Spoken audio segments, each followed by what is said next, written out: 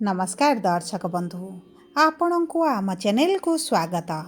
आपणकर जदि मेष राशि होइथाए तेबे एही भिडियोटी केवल आपण मानक पई।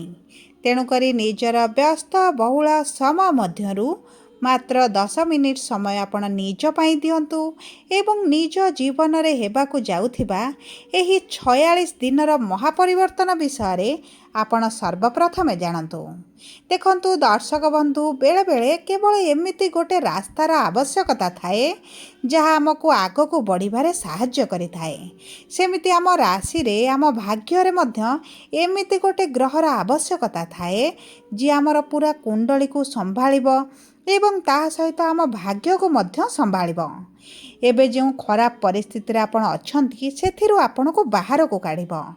एवं देखंतु सेही ग्रह जेतेबेले गोटे एमिति भाव को प्रवेश करे जोठारु आमर भाग्य परिवर्तन हेबार संकेत मिलिबो एवं आमको नूतन दिशा एवं दशा मिलिबो सेतेबेले जानिबे आपणकर भाग्य बदलिबाकु जाउछि।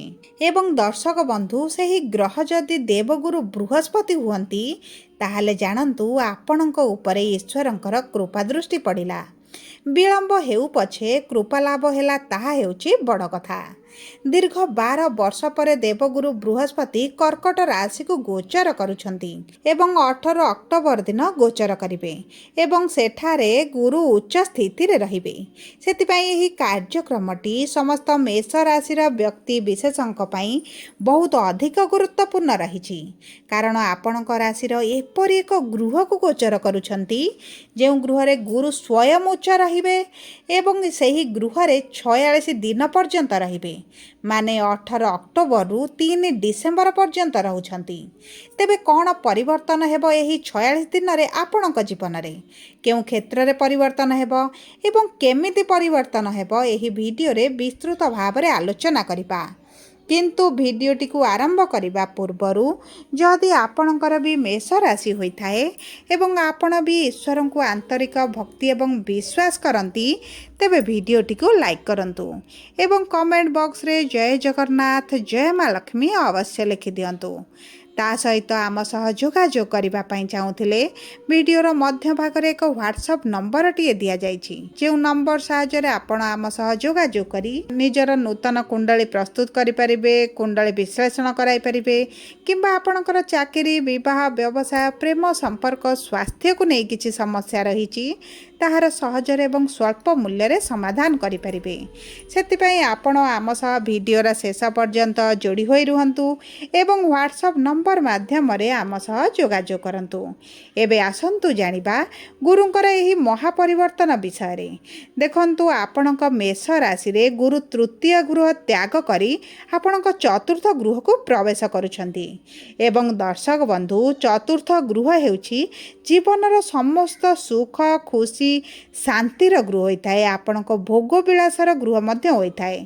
आपणकर जदि भूमि घर संपत्ति एवं मातांकर गृह बोली मध्य कुहा जाइथाए। देखंतु गुरु आपणक भाग्यर स्वामी माने आपणक नवम गृहर स्वामी। तेणुकरी जदि आपण कोनोसी प्रॉपर्टी को नै डील करूछंती किंबा प्रॉपर्टी क्रय करबाकू चाहुछंती किंबा बिक्री करबा पई चाहुछंती तेबे एही 46 दिन आपणक पई सर्वश्रेष्ठ समय रहिछि। जदि आपण गाड़ी क्रय करबा पई भी चिंता करूछंती चेष्टा करूछंती एवं भाबुछंती तेबे एही समय मध्यरे जदि आपण क्रय करंती आपण को निश्चित भाव रे शुभ फल प्राप्ति हेबो। जो व्यक्ति माने भूमि किंबा गाड़ी क्रय न करिवे आपण लेखि रखंतु एही 46 दिन भितरे निश्चित भाव रे कोनोसी ना कोनोसी शुभ कार्य बा मांगलिक कार्य करिवे किंबा कोनोसी थिरे बड़ इन्वेस्ट मध्य करि पारंती। एही समय रे आपण भूली जांतु कि आपणकर शनि 7.5 चलिछि कारण वर्तमान समय रे शनि अछंती गुरुंकर शरण रे माने आपणकर राशि रे गुरुंकर गृह रे गुरुंकर राशि रे एवं गुरुंकर नक्षत्र रे मध्य रहिचंती। तेणु करी एही 46 दिन मध्य रे आपण किछि ना किछि शुभ परिवर्तन निश्चित भाव रे देखिबे।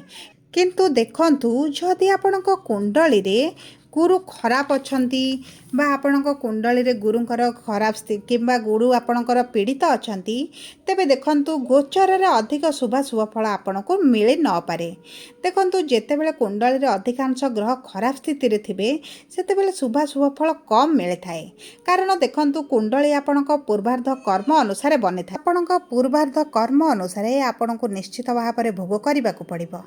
जदि भी आपणक कुंडली मध्यम धरणर होइथाए अति उत्तम न होइथाउ तेबे मध्य आपणकर गुरुंकर एही गोचरटी शुभ शुभ फल निश्चित भाव में प्रदान करिबो। देखंतु गुरुंकर तीनोटी दृष्टि रहिथाए। पंचम दृष्टि आपणकर अष्टम भाव को, सप्तम दृष्टि आपणकर कर्म भाव को एवं नवम दृष्टि द्वादश भाव को रहुछि। देखंतु कर्म क्षेत्र को जेतेबेले गुरुंकर सप्तम दृष्टि रहिबो सेतेबेले आपणकर ज्ञान बुद्धि समझदारी आपणकर कौशल आपणकर कम्युनिकेशन आपणक लोकंक सहित डील करिबा सबुथिरे निश्चित भाव में उन्नति आपण देखिबे। आपण एही समय मध्यरे निजर कथा कहि मध्य लोकंक निज आड़कू कन्भिन्स करि परिबे एवं जेउ माने आपणक सहित एबे शत्रुता आचरण करूछंती आपणक कार्य रे बाधा विघ्न सृष्टि करिछंती सेमानक सहित मध्य आपण एभଳି व्यवहार करिबे सेमाने शत्रुता छाड़े मित्रता मध्य करिबा आरंभ करिबे। देखंतु एही समय मध्यरे आपणक प्रमोशन हेबार मध्य बहुत अधिक संभावनाटी रहिछि। आपणकर दरमा वृद्धि घटिबो। आपणक व्यवसाय रे जो मांदा परिस्थिति आपण एबे देखुचंती एवं जो परिस्थिति दे आपण दीर्घ दिन हला गति कलेनी सेतिरे मध्य आपणकु जबरदस्त सफलता मिलिबो। आपण नूतन चाकरी किंबा नूतन व्यवसाय जदि आरंभ करबा पई चाहुचंती तेबे मध्य एही 18 अक्टोबर ठारू आपणक पई बहुत अधिक भल समय रहिबो।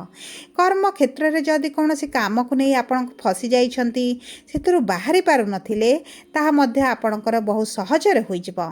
बहुत बड़ बड़ लोकंक सहित आपणकर जोगाजोग पड़िबो जहा फल रे आपणकर कैरियर रे आपण सहज रे आगो को बढ़िबा आरंभ करिवे। तेणु करी गुरुंकर एही परिवर्तन आपणक पई सामान्य परिवर्तन नुहे बुड़ी जाउथिबा लोकंक पई छोट सहारा सदृश रहिबो जहा ताकू कूल रे लगाइबारे सहाय्य करिबो। ता सहित देखंतु गुरुंकर नवम दृष्टि द्वादश भाव को रहुछि माने गुरु निज गृह को दृष्टि देबा आरंभ करिवे माने निश्चित भाव में शुभ शुभ फल प्रदान करिवे। सेतिरे कोनोसी हेले भी संदेह नाही। देखंतु द्वादश गृह हेउछि विदेश रो घर एवं जेउ माने विदेश जिबा पई चाहुथिले सेमानकर मध्य जहा भी समस्या चलिथिला ताहा दूर होई जिवो। ताहा सहित जो व्यक्ति माने विदेश रे रहुचंती विदेश रे चाकरी करूचंती विदेश रे व्यवसाय करूचंती तांको कैरियर रे मध्य भल उन्नति देखिबे। एवं देखंतु आपणकर विदेश रे रहिबा सत्ते मध्य जदि आपणकर सेठी चाकरी रे किछि अर्चना आसुची समस्या आसुची मनरे भय रहिछि किंबा कोनोसी ना कोनोसी समस्या दे आपण गति करूछंती ता मध्य आपणकर दूर होई जिवो। एही समय मध्य रे आपण दूर यात्रा करि पारंती तीर्थ यात्रा करि पारंती परिवार वर्गंक सह कोनोसी एक स्थान को बुलिबा को मध्य जाई पारंती। एवं देखंतु जदि आपण विदेश रे अछंती एवं सेठारे निज कैरियर को सेटल करबा को चाहुचंती तेबे मध्य आपणक पई बहुत अधिक भल समय रहिछि।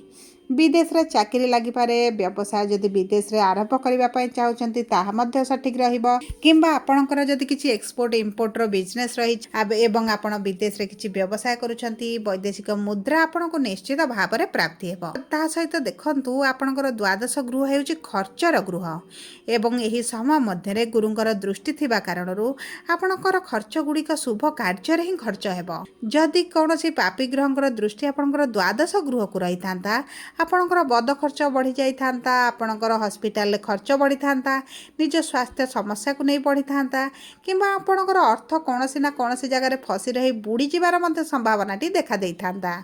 किंतु जेहेतु गुरु एक शुभ ग्रह आपणकर अर्थ सठिक भाव में विनियोग करिवे सठिक जगह रे निजर अर्थ को निवेश करिवे एवं आपण सेतु प्रॉफिट मध्य पाइबे। ता सहित देखंतु गुरुंकर पंचम दृष्टि अष्टम भाव को रहुछि माने जदि आपण रिसर्च लाइन रे अछंती किंबा सेही बळे किछि कार्य रे आपण नियोजित अछंती तेबे मध्य आपण को बहुत अधिक सफलता प्राप्ति हेबो। विशेष भाव में विद्यार्थी मानक पई बहुत अधिक सुवर्ण सुयोग रहिछि। एही समय मध्य रे जेउ व्यक्ति माने उच्च शिक्षा करिबा पई चाहुथिले सेमानकु बहुत भल सुयोग प्राप्ति हेबो। उच्च शिक्षा पई जदि आपण बाहर को जिबा पई चाहुथिले ताहा मध्य आपणक पई शुभदायक रहिबो। ता सहित देखंतु एही 46 दिन ना आपणक पई वरदान सदृश रहिछि। जदि किछि आपण भूल भाल कर्म करुछंती तेबे जदि सेठारु आपण निवृत्त होई जांती सठिक मार्ग रे आगो को बढ़ंती तेबे मध्य आपणको शुभ फल प्राप्ति हेबो। सब पर देखंतु आपणकर शुभ फल को अधिक बढ़ाइबा पई द्विगुणित करिबा पई आपणकर एही शनिर 7.5 जेहेतु चलीछि कोनोसी अशुभ प्रभाव न पड़िबा पई आपण शनिकर प्रार्थना मंत्र जप करंतु। प्रतिदिन हनुमान चालीसा पाठ करंतु। शनिवार दिन अश्वस्थ वृक्ष मूल दीप जालंतु। यह आपणक पई बहुत अधिक शुभदायक रहिबो। किंतु ताठारु अधिक शुभदायक रहिबो जदि आपण महादेवंकर पूजार्चना करंती प्रातः समय सूर्य को जल अर्पण करंती। यह आपणकर शुभाशुभ फल को द्विगुणित करिबो। जदि आपणकर मेष राशि होइथाय वीडियोटी किभଳି लागिला कमेंट बॉक्स रे लिखि जणांतु। जदि आपणक प्रियजनकर मेष राशि होइथाय वीडियोटी तांको सह शेयर करंतु। जदि प्रथम थर आम चैनल को आसिछंती चैनलटी को सब्सक्राइब करंतु। पाखरे थिबा बेल आइकन को प्रेस करंतु। धन्यवाद।